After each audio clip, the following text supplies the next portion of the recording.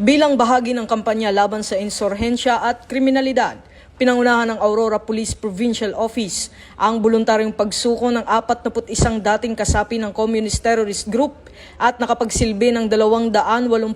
warrant of arrest na nagresulta sa pagkakaaresto ng 78 most wanted at 203 iba pang wanted persons at nagsagawa ng 19 na operasyon kontra iligal na pagtotroso na nagbunga ng pagkakasamsam ng kahoy na nagkakahalaga ng 512,880 pesos at pagkakaaresto sa 31 katao.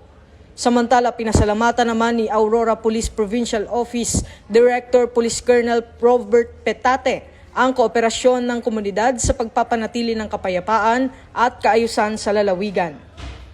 Ito ang bagong PNP para sa bagong Pilipinas, serbisyong mabilis, tapat at nararamdaman.